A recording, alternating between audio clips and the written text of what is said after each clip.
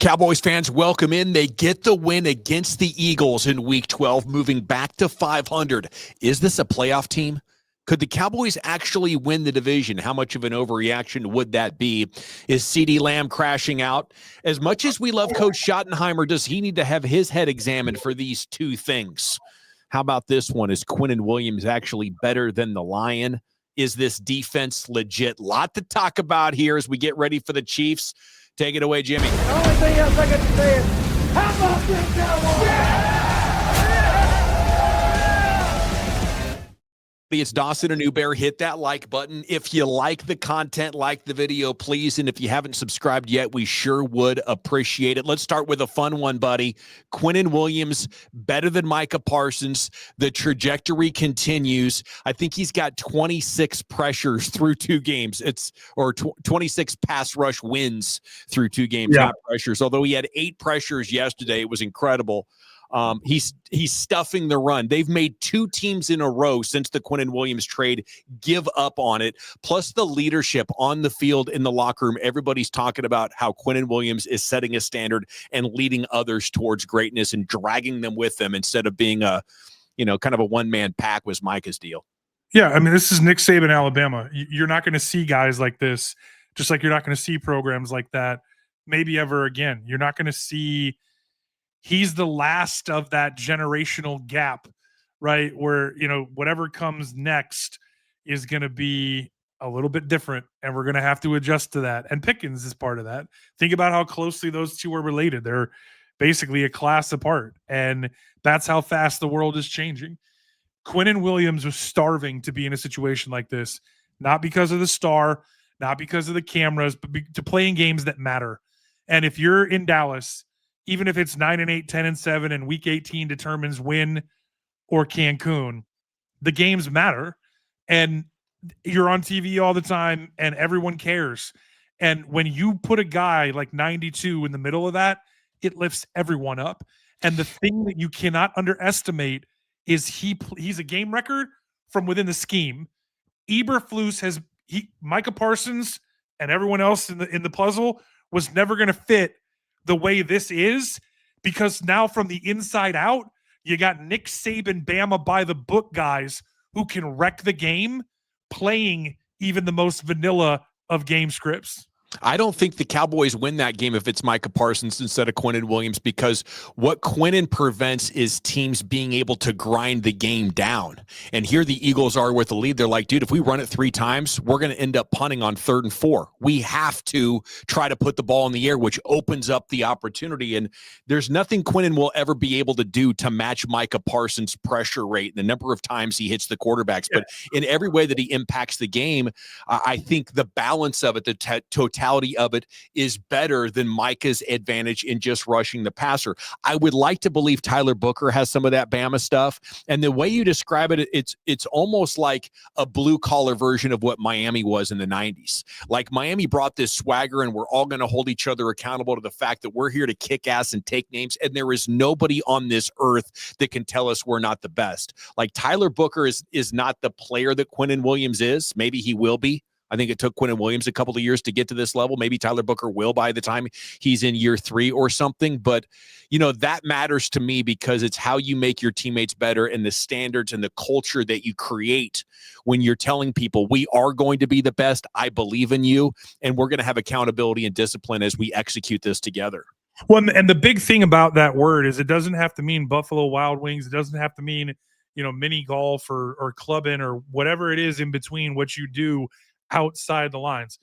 What it for damn sure has to include is if you don't do your job, we're going to have a problem. If you don't do your job, I might even go see coach. And it might start with your defensive line coach. It might start with the DC. It might go all the way to Shoddy. But I'm going to talk to you as a man. And if you don't man up, then you're just not going to be one of the men going into battle every Sunday. You're not going to belong here. Okay, overreaction or not, the Cowboys have a shot to win the division. That is a massive overreaction. I would eyeball it right now at 2% shot. What did we say, though? It starts with 1, right? Like, you got to get the first one because that's the domino. And when that falls, where this gets really interesting is what does Philly have to turn around and do in short order now. They get the Lions. Talk about Micah Parsons, right? What is wrong with me? I just totally looked at the schedule completely wrong.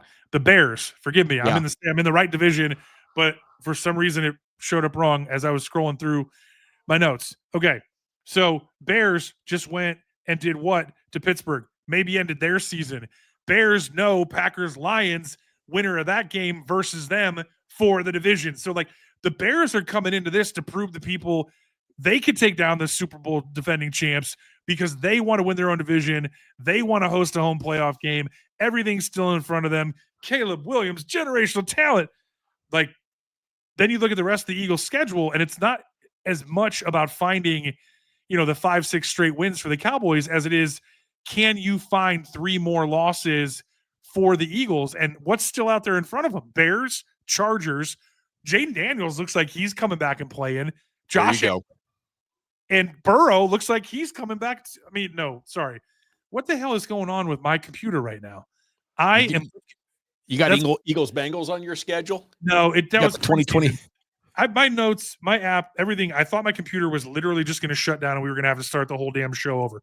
Bears, Chargers, if Jaden Daniels plays, and then that happens twice. In between that is Josh Allen.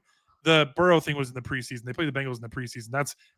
My thing was like smashing pages together. Sorry, everybody who's still listening and putting up with my technical bullshit. What I'm saying is simply, flatly, and plainly, can you see a world where the Eagles get to 6 losses and the Cowboys win out? I think you could. And to add to that, the Cowboys now have the tiebreaker against the Eagles if it's divisional. They're tied 1-1. You go to divisional. The Eagles lost to the Giants.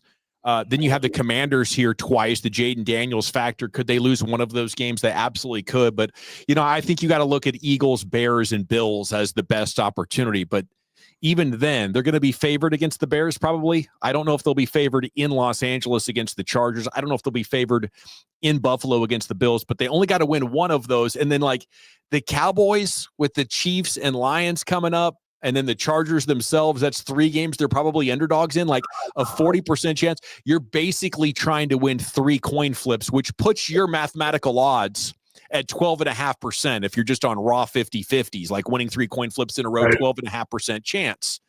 And then you add now the Eagles got to lose 3 games. I think this is very, very low probability that they could win the division. Can't rule it out, but it's really got to start with the idea that this week is going to push the Eagles into a crash out. It happened in 2023. I'm not going to rule it out. I'm not going to say it's not possible. I was surprised to see the next gen stats only have the Cowboys playoff chances at 9%. Yeah, but you got to remember that. You brought up tiebreakers. Carolina beat them head-to-head. The Bears beat them head-to-head. So even if the Bears were to find, 2 or 3 more losses, and you're assuming the Cowboys are going to lose at least once or twice more, then anyone that they would be tied with in that scenario, they lose to, and they're out. So, not that, 9% is, but is there a way? So like tonight, are we rooting for San Francisco or are we rooting for Carolina?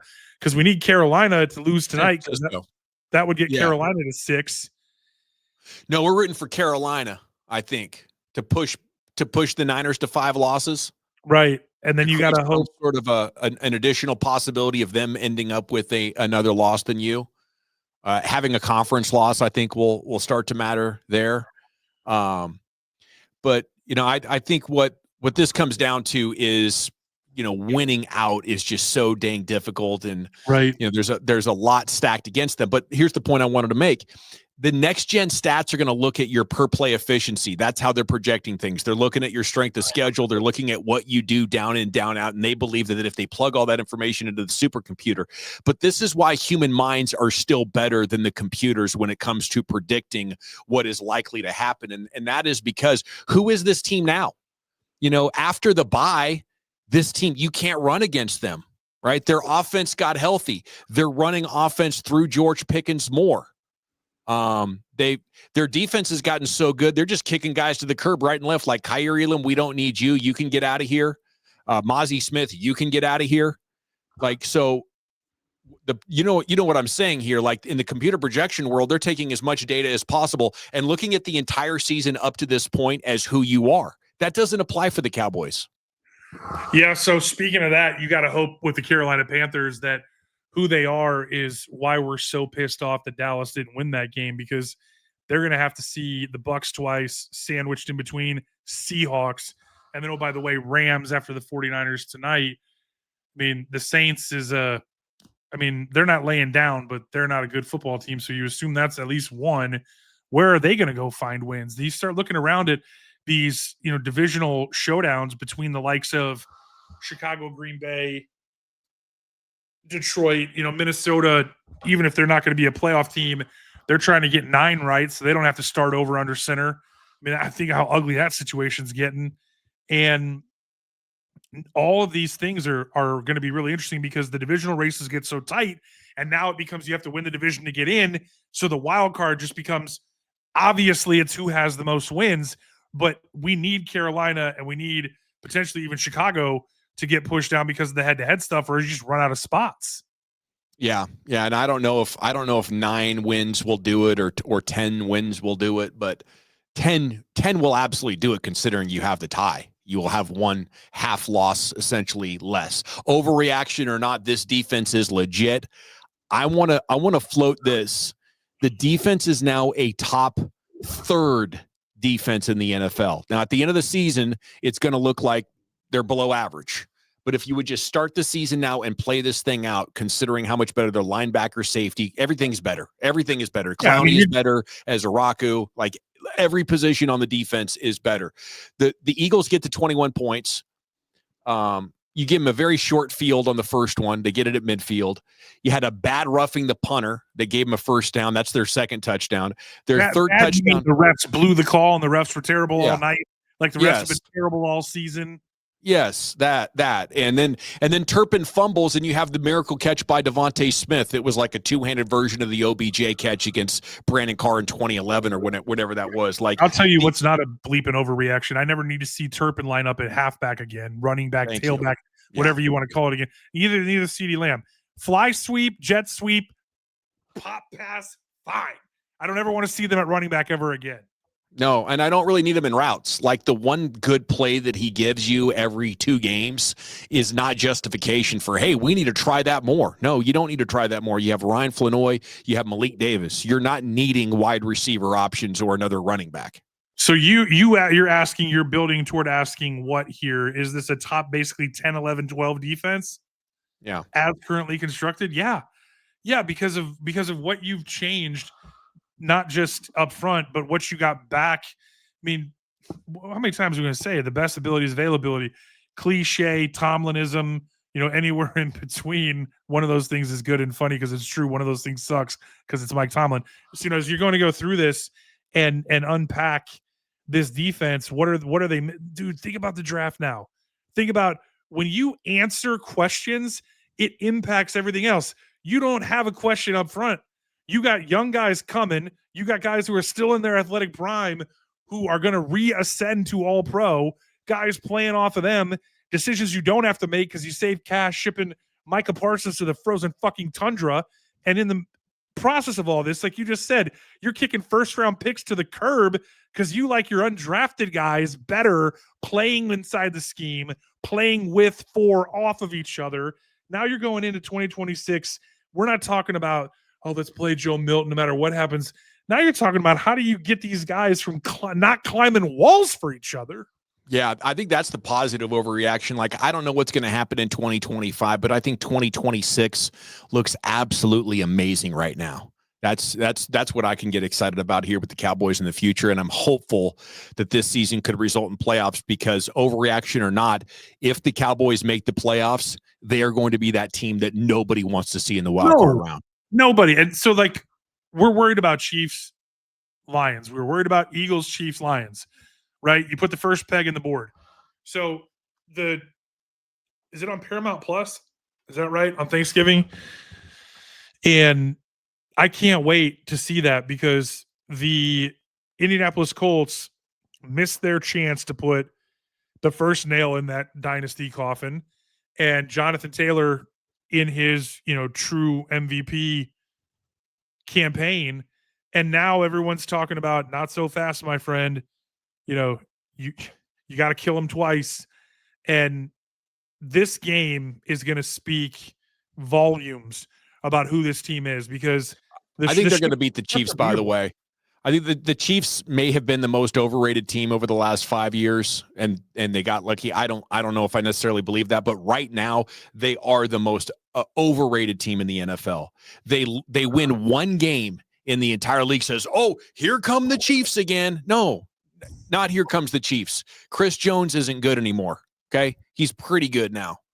They have an average defense. They're not coming back. I think the Cowboys are going to beat the Chiefs Thanksgiving. They are a 3-point home dog. I think that is a gift from the sportsbook odds to give you the Cowboys +3. I might even play the money line.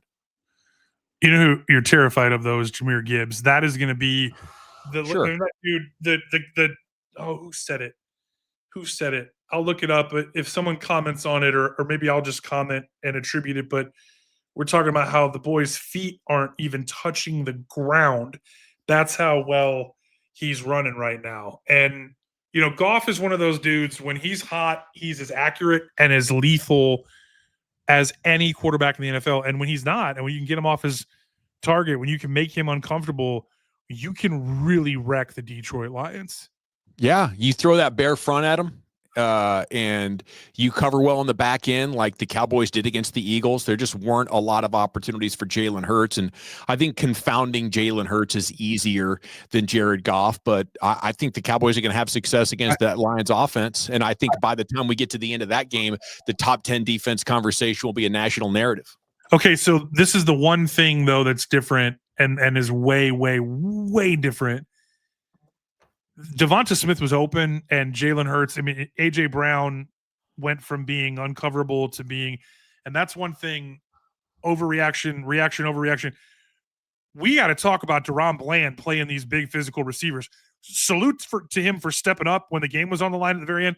I also don't think A.J. Brown, no one would confuse him with one of the best route runners in the league, right? He's just a boss, manhandle dude, and don't get me wrong, he can run routes, but he's not one of them. And that route, some of those routes that he were running, and he's quit on some routes against man coverage.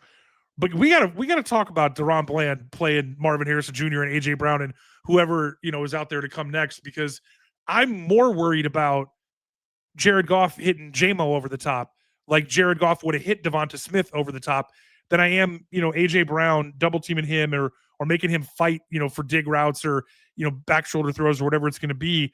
J-Mo is better than Devonta Smith, and I love Devonta Smith. J-Mo is better than Devonta Smith. Jared Goff's a better deep ball thrower than Jalen Hurts consistently. And when you talk about all the attention that Amon-Ra is going to get underneath, J-Mo go by you in a hurry. And that's the thing I'm really going to be interested to see, is if Bland is the one that draws the Amon-Ra St. Brown matchup, who the hell is running with J-Mo? I think the hope for the big guys is Revel. He's kind of built like Jalen Ramsey. We'll have to see how he develops.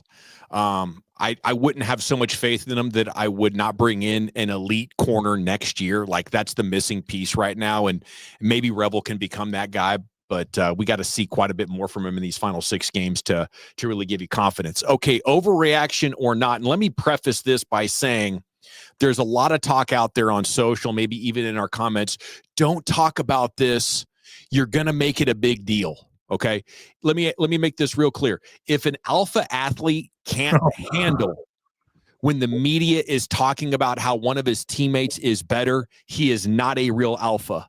And I would be shocked if this actually bothers Ceedee Lamb more than the fact that he's got drops and he might be leaking a little bit of confidence. My belief right now is that George Pickens and Ceedee Lamb are kind of indecipherable about who the best player it is. It's like flavors of ice cream. Which one of these do you prefer? Which style do you prefer? But right now, George Pickens is playing like the best wide receiver on the Cowboys, and we'll see if Ceedee Lamb can make it more of a conversation as this season goes on. Best wide receiver in football. You can elevate that if you like. Yeah. Jackson Smith and Jigba, Jamar Chase, Justin Jefferson. There's plenty of guys that you could put in the conversation. But for me, when it comes to this conversation, the reason it's so important and valid is the Cowboys to this day have not paid 2 number 1 wide receivers at the same time. That is 65 years of football history. Will they? They're talking like they want to. Well, it's going to be at least $65 million too. Yeah, it's going to be a huge deal. 45 or 35 APY, 65, 75 guaranteed, somewhere in there. Maybe I think if his agent has his way, George Pickens will hit the free agent market and ask for $41 or $42 million and get it. So if he wants to give the Cowboys a discount to stay here, or if the Cowboys just say we're willing to pay George Pickens whatever it takes to keep him, I sign off on it. I feel great about that. And I hope the Cowboys decide we're going to have Pickens and Lamb on this team together for the foreseeable future and not use it as an excuse to not team build everywhere. Because if they do that, then I think they'll be in a very short list of teams that could win the Super Bowl next year. But the fact they won last night and Ceedee Lamb pulled a Houdini act in the locker room, you won, you had some drops for the third time in the 6 games you played this year, the 8 games you played this year, 7 games you played this year. You have taken points off the board with your play, and you don't want to stand there and face the music. Something's not right with Ceedee Lamb.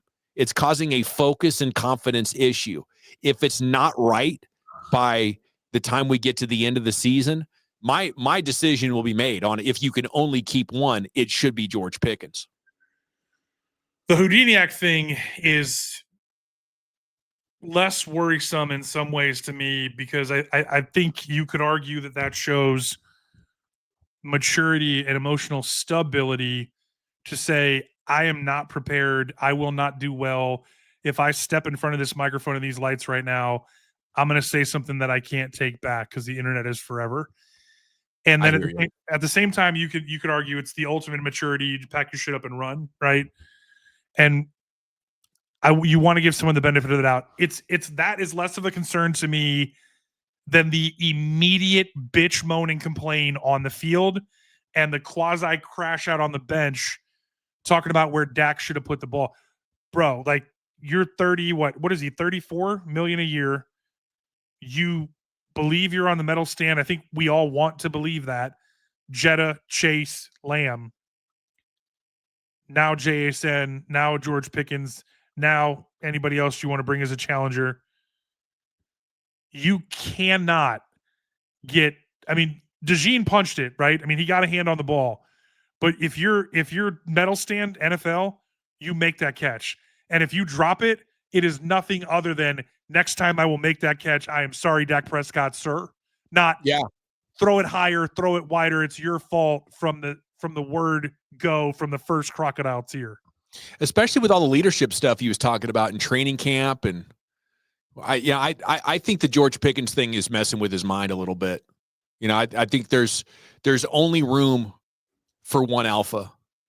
When you're no longer the alpha, beta energy starts showing up.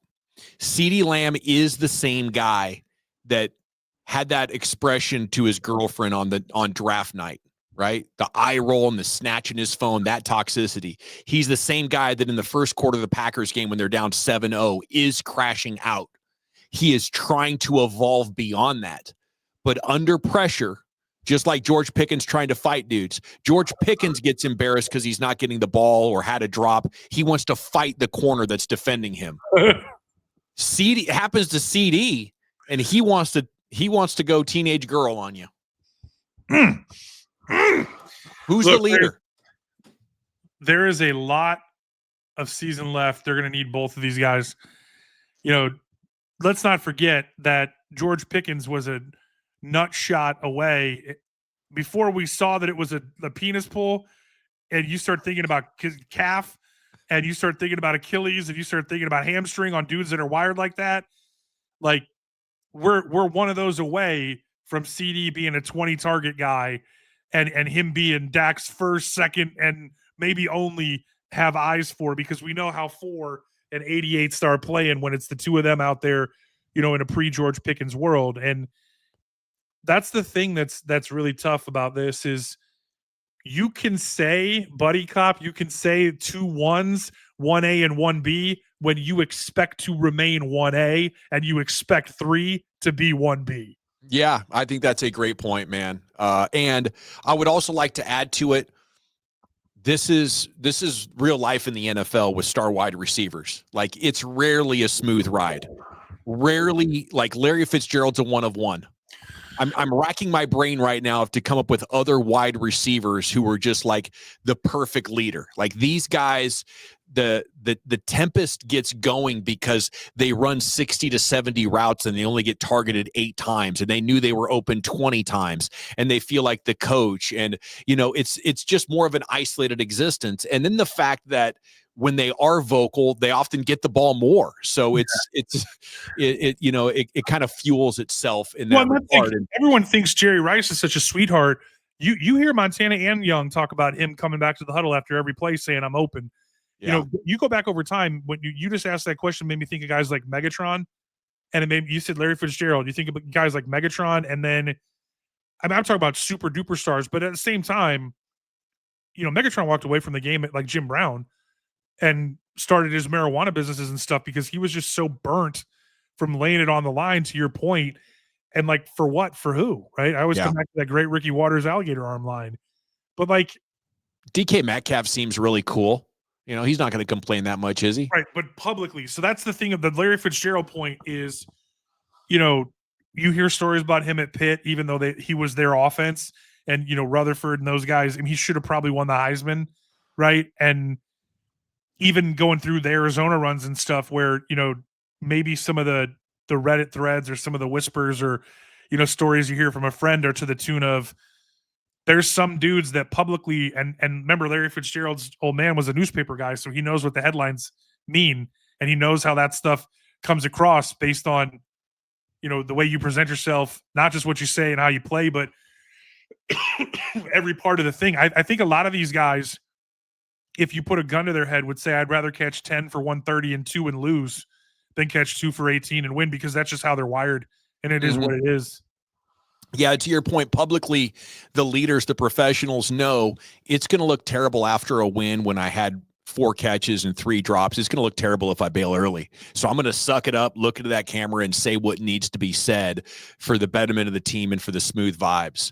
Okay, up next here, in overreaction or not, Shoddy needs to have his head examined for not running Javonte Williams more inside the 10. Yeah, not even just last night. This is unbelievably, this is ridiculous. Yeah. It's been all season.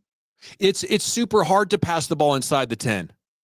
Let's just call it what it is. Like, we could look at Dak, and throughout the course of his 10-year career, he hasn't been good inside the 10 as a passer. The only time the Cowboys have had a really good, efficient red zone offense is when he's running it in or a running back is running it in. And to pass on 2nd, 3rd, and 4th down, it really should have cost him the game.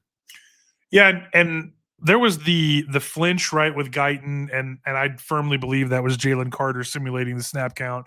And I think on the air they said, "Oh, I think that sounds like Dak." It wasn't fucking Dak. Knock it off. They move. Like, it wasn't Dak, dude. Here we go. It wasn't Dak. And you see that stuff when you got Javonte Williams averaging 6'7", next gen stats all time, and he's in. I don't even care if they're in the gun and you run it. Just run the fucking ball, or run Dak Prescott on the John Elway Tecmo Bowl quarterback sneak, or quarterback draw. I just can't with. And look, dude, the whip route to Pickens is awesome. The problem is they get so cute because they have so much they can do. Just because you can doesn't mean you should. Stop half rolling. Stop booting. Stop trying to. Okay, well, Pickens got one. We need to get GP or CD one. Oh, don't forget about Fergie. Give the ball to guys. Yeah, no, it's stupid. I would be looking at, hey, Javonte Williams is about to be a free agent and is only making $2 million this year. Let's get this guy 18 touchdowns, or let's just do what's in the best interest of winning the game. And that is your job as a head coach, is to ignore all of the selfish, look at me, give me the ball crap, and just, go what Jalen Hurts is doing. Like, Jalen Hurts is being much more of an offensive leader, even though he might not have the talent than Brian Schottenheimer. Schotty's like, yeah, Jalen Brown's going to complain, or I'm sorry, AJ Brown's going to complain. Right. We're doing what's going to win this game. Okay, we only have a few minutes to go. Let me do some rapid fire overreaction or not. They should just cut Jaden Blue.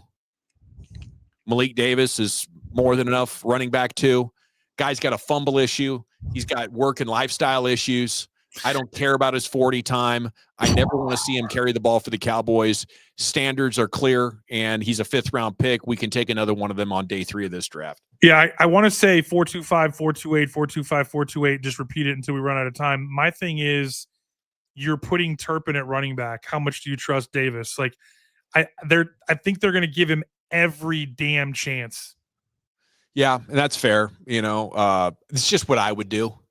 I've seen enough to know that even if he gets his head on right, he's still going to fumble the hell out of the football. Because he's a 5th-round pick and the money isn't much, I might say that if you're like 3 days into camp next year and we're out in Oxnard and he's being a jerk off, you might cut him on the spot and just get him out of practice and then make a scene out of it and do something like that, as opposed to do it right now where it doesn't really mean anything, won't matter to anyone. This is why the NFL could desperately use a minor league, though. Wouldn't that be fun? Instead of having to do all the other leagues. Trying to do with the spring and all the things. Yeah, I mean, the NBA is actually commendable for what they've done with the G League. I feel like college football and a lot of college sports are going to be heading to some sort of model like that, where if not directly affiliated, it's just understood that it kind of is that. But the G League thing, the 2-way contracts, it's really neat to see, because right now, even the expanded practice squad, every week it seems like there's some kind of feel-good story that leads to game-winning plays. Yeah, and you just can't simulate that real game experience, and there's plenty of guys that need a bridge. It happens all the time in baseball. Guys don't come along till they're 26, 27 years old, and in this league, if you can't make it in your rookie contract, you're just done. Elijah Clark just made the toughest special teams play of the year. That's not an overreaction. That was sweet. That shows a tremendous amount of hard athleticism, stick to it. I mean, he's getting bullied down that field in an embarrassing way, and he pulls it all together. Shoddy didn't see it live, so when it was brought up last night, he didn't know what you're talking about. But today in the press conference that we had for you on the Fan, they brought it up to him again, and then somebody showed him in the play and said, I didn't give out any game balls because it's a short week, but that man's getting a game ball for that one. Yeah, as feel good as it gets. Overreaction or not, Gunner, worst job in football. Yeah, I think so. You're never going to make much money. You're going to be in about, I don't know, somewhere between 4 and 8 high-speed collisions per game. And really none of the rules of engagement apply. No. Guys can do whatever the crap they want. If they beat the shit out of you and run you out of bounds and you don't get back in right away, it's a penalty on you. My God. Okay, and then instant replay is a joke. Yeah. I don't know. Even have it.